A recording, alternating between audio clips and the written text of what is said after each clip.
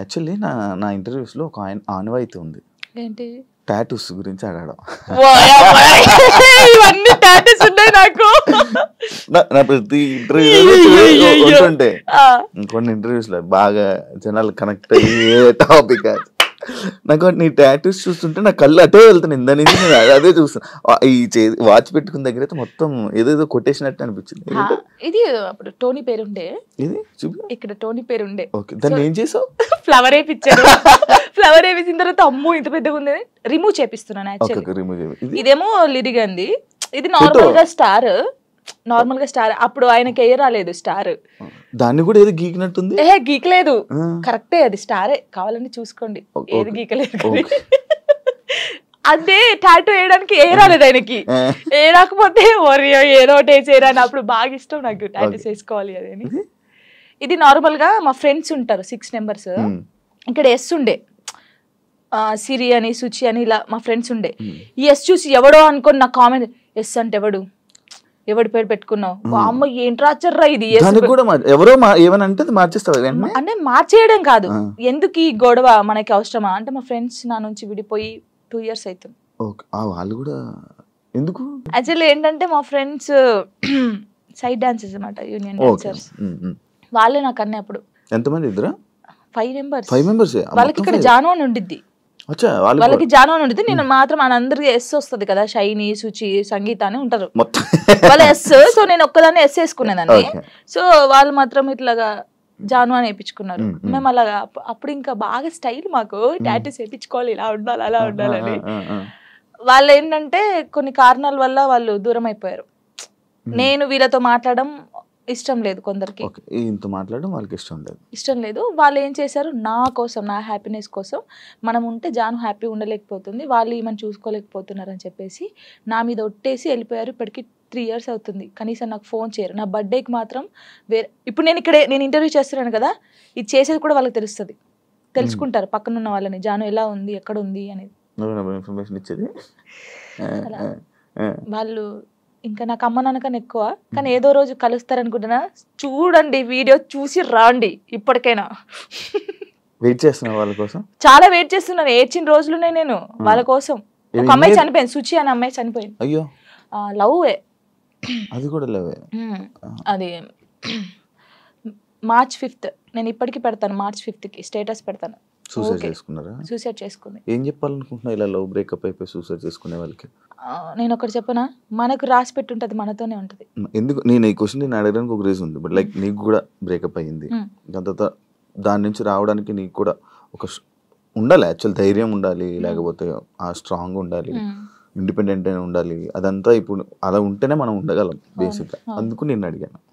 అంటే సుచి ఏంటంటే తన కోసం అన్ని కొనియడము, మేము డాన్సర్స్ కదా, అప్పుడు డాన్స్ చేస్తూ డబ్బులు వస్తుంటే ఆయనకి అన్ని కొనిస్తుంది. ఎందుకే ఇన్ని కొనిస్తుంటే వానికి నేను తప్ప ఇంకెవరున్నారే అనేది. సరే అని మేమందరం ఊర్లు కదా, ఆ అమ్మాయిది మంచిర్యాల అనమాట, ఇలా వెళ్ళే వాళ్ళం కదా. వెళ్ళినప్పుడు మంచిర్యాలకి వెళ్ళింది. మేము షాప్కి వెళ్ళినప్పుడు వాడు వచ్చాడనమాట మంచిర్యాలలోనే, ఇంకో అమ్మాయితో వస్తే చూసి, అప్పటికి కూడా ఆయన ఏమట్లేదు, ఇలా చూసిన తర్వాత ఏంటన్నా ఎవరేమ్మా అంటే నా కజిన్ అని చెప్పాడు. మేమేమో కాదే అంటే, హే లేదు నా కన్నా అలా చేయడు, ఇలాగా పిచ్చిది. నిజంగా చెప్తున్నా, అమ్మ ఎంత బాగుంటది అంటే అంత బాగుంటది.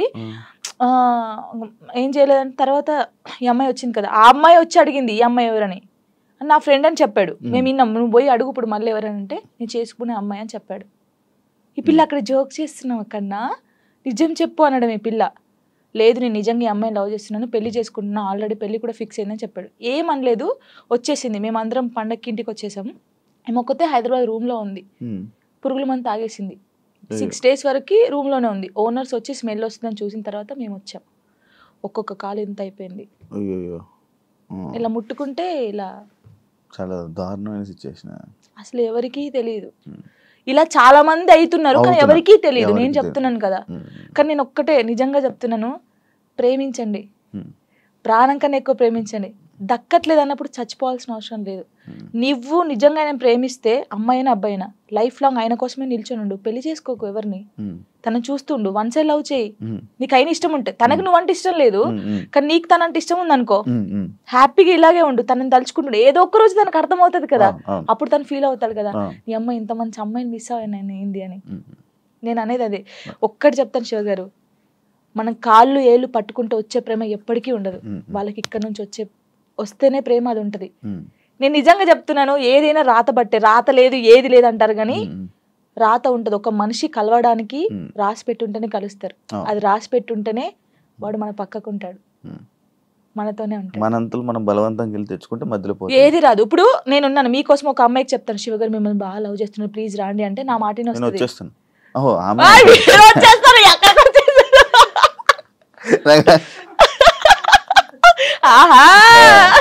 అప్పుడప్పుడు ఇలాంటి ఉండాలి.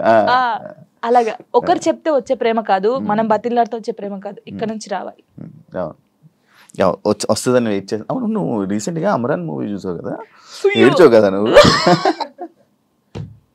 అంటే ప్రతి ఒక్కరూ ఆ మూవీకి వెళ్ళి ఏడుస్తున్న ఒక రీల్ పెడుతున్నారు రీసెంట్ ట్రెండింగ్. అంటే ఇలా పెడుతున్నారని చెప్పి నువ్వు ఏడ్చి పెట్టావా, లేకపోతే అసలు ఏం కనెక్ట్ అయ్యి నువ్వు దాంట్లో? ఆ మూవీ ఇంటే ఇప్పుడు నా కళ్ళకి వాటర్ వస్తున్నాయి. అది ఏంటి, అది నేను చూడలేదు. అంటే నేను ఇన్ని మూవీస్ చూసాను, సాయి పల్లవి, నాకు సాయి పల్లవి అంటే చాలా ఇష్టం. ఈ ముగ్గురు అమ్మాయి, ఎందుకంటే నేను తనలా ఉండాలి, తనలా క్యారెక్టర్ ఉండాలి నాది, తనలాగా స్ట్రాంగ్ గా ఉండాలి, తనలాగా డాన్స్ చేయాలి, తనలాగా యాక్టింగ్ చేయాలి, నాకు చాలా పిచ్చి. మూవీ చూస్తే అందరు బాగుంది బాగుంది అన్నారు, సరే పోనీ లే చూద్దామని పోయాం. అది నేను తీయలేదు వీడియో, కార్తిక్ గారు తీసాడు నేను ఏడుస్తుంటే. అదే ఇప్పుడు నేను కావాలని ఏడుస్తే అంతగానో ఏడుపు రాదు కదా ఎవరికి. ఇప్పుడు సడన్ యాక్షన్ ఏడు అంటే ఏ నుంచి వస్తుంది, ఒక ఫీల్ ఉంటేనే వస్తుంది. చూస్తున్నాను, ఎక్కడ కనెక్ట్ అయ్యానంటే ఆ పిల్ల వాడు వద్దు మన ఇద్దరికి సెట్ కాదు ఇంకా అని చెప్పేసి ఫోన్ కట్ చేసి వెళ్ళిపోద్ది. వాళ్ళ డాడీకి చెప్తాది కదా, తను నాతో ఉన్నా లేకపోయినా తను నా మనసులో పెళ్లి చేసుకున్నాను, నా మనస్ఫూర్తి పెళ్లి చేసుకున్నాను, తను నాతో ఉన్నా లేకపోయినా తన కోసం ఇలా ఉంటానని. అబ్బా కరెక్ట్ కాదు, ఆ సిచ్యువేషన్ కనెక్ట్ అయ్యి ఏడ్చావా? అసలు మూవీ ఎలా ఉందంటే, ప్రేమించినోడు ఎప్పుడు పక్కకే ఉండాల్సిన అవసరం లేదు. తను ఎక్కడున్నా మనం ఇక్కడున్నా ఆ ప్రేమ అలాగే ఉండాలి. వాడు దూరంగా ఉన్నాడని ఇంకొక స్టెప్ వేయడము, వాడు దక్కట్లే అని చెప్పేసి ఇంకొకరి మీదకి మనం పోవడం అలా చేయకూడదు. వాడు ఉన్నా లేకపోయినా వాని కోసమే ఉండాలి. అది బాగా నచ్చింది నాకు. ఏహే ఏడ్ చేశాను కదా అంటే, జానుకి ఫోక్ సాంగ్స్ తప్ప మిగతావి చేయడం చేత కాదు అనే కామెంట్ కి మీ రిప్లై వచ్చింది కామెంట్స్.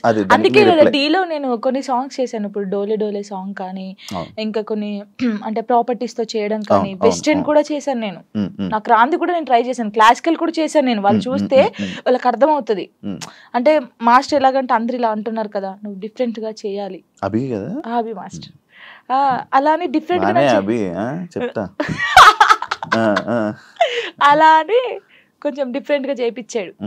ఇప్పుడు ఒకవేళ ఇవన్నీ టెలికాస్ట్ అవుతే వాళ్ళకి అర్థమవుతుంది, ఓ జాను ఇది కూడా చేయగల. కానీ చాలా మంది నన్ను జాను చాలా బాగా చేసావురా, వేరియేషన్స్ కరెక్ట్. ఇప్పుడు డోలే డోలే సాంగ్ కి ఎక్స్ప్రెషన్స్ ఉన్నాయి, డోలే డోలే సాంగ్ ఎలా వేయాలి, చిన్నపిల్లలాగా డోలే డోలే అలా ఆ సాంగ్ ఎలా ఉందో అలాగే ఇవ్వాలి కదా, అలా ఇచ్చినా తప్పే వీళ్ళకి. నాకు యాక్చువల్లీ డోలే డోలే కూడా ఎంత సాంగ్ చేయొచ్చు అని అనిపించింది, ఎందుకంటే మూవీలో అంత ఉండదు. అంత ఉండదు. అందుకే మాస్టర్ ఇప్పుడు గణేష్ మాస్టర్ కానీ, శేఖర్ మాస్టర్, హన్సిక గారు కానీ వాళ్ళ వేరియేషన్స్ చూసారు కాబట్టి అన్ని మంచి కామెంట్స్ ఇచ్చారు. వాళ్ళైతే వాళ్ళు అంత పెద్ద మాస్టర్స్ అయితే, ఇప్పుడు నేను ఎవరు అసలు వాళ్ళకి తెలియని కూడా తెలియదు శివ గారు. నేను నార్మల్ గా ఒక ఫోక్ సాంగ్ నుంచి నాకు ఎందుకు సపోర్ట్ చేస్తారు, మరి బాగా చేస్తేనే బాగుందని చెప్తారు, బాగా లేకపోతే బాగాలే అని చెప్తారు కదా. మరి యాక్చువల్లీ ఒకప్పుడు పొలిటికల్ ఈవెంట్స్ కానీ పొలిటికల్ స్టేజెస్ మీద డాన్స్ చేసి అది వీడియో వైరల్ అని తెలుసా? అయ్యో రావా అనుకున్నాను.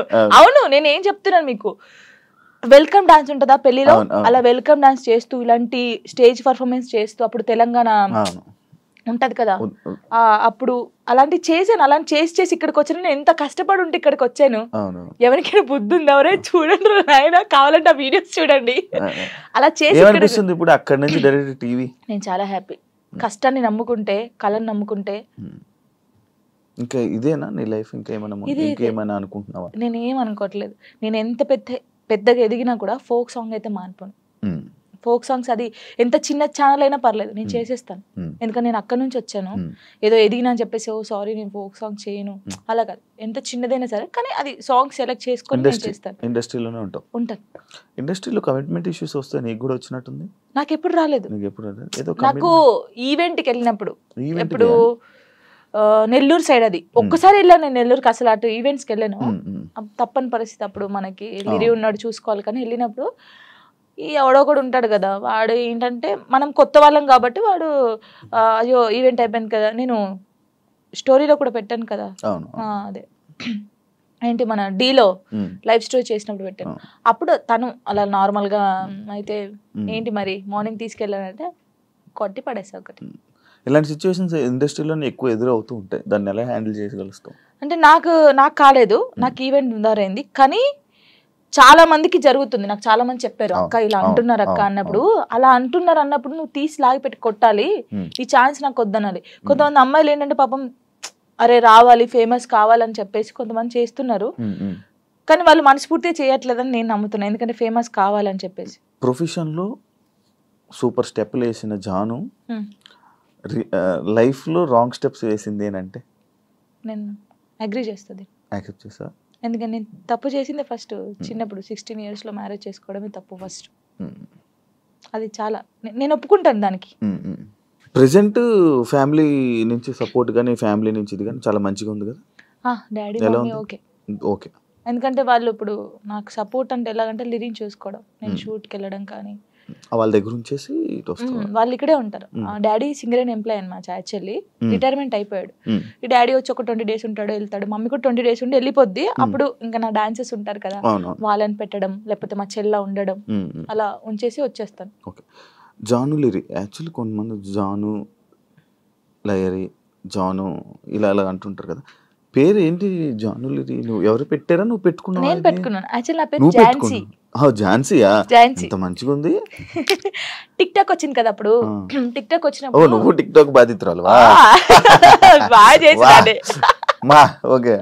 టిక్ టాక్ వచ్చినప్పుడు అందరూ వేరే వేరే పేర్లు పెట్టుకుంటారు, నేను ఝాన్సీ ఎందుకు పెట్టాను, నాకు కొడుకు పేరు పెట్టుకోవచ్చు కదా, వీని కూడా ఫేమస్ చేయాలి. నాకు అప్పుడు ఉండే లిరిని ఒక హీరోని చేయాలని ఉండే. సో అప్పుడు నా పేరు ఝాన్సీ కదా, నన్ను జాను అని పిలుస్తారు. సో వీని పేరు లిరిక్స్ అనమాట, ఒక పోయం లాగా వాడు నిలిచిపోవాలని చెప్పేసి లిరిక్స్ అని పెట్టాను, కానీ లిరి అంటారు అందరు. సో జాను లిరి అని పెడదామని జాను లిరి పెట్టాను, వాని పేరు నా పేరు కలిపి పెట్టాను. పెద్ద మీ కొడుకుని తిట్టుకోడు కదా, లిరిక్స్ ఏంటమ్మా నా పేరు అస్సలు తిట్టుకోడు, వాడు చాలా హ్యాపీ ఫీల్ అవుతాడు. వాడు ఏమంటే పెద్ద అయిన తర్వాత జానమ్మా అని నీ ఫోటో వేయించుకుంటాడు అంటాడు. అదే అది రీజన్, నువ్వు టిక్ టాక్ వల్ల నీ పేరు జాను లిరి అయింది. సో నాతో పాటు నా కొడుకు కూడా ఉండాలి అని చెప్పేసి ఇద్దరు పేరు పెట్టేసుకున్నాను. చూసారా, ఇలా టిక్ టాక్ వల్ల పేర్లు కూడా మారుతాయి.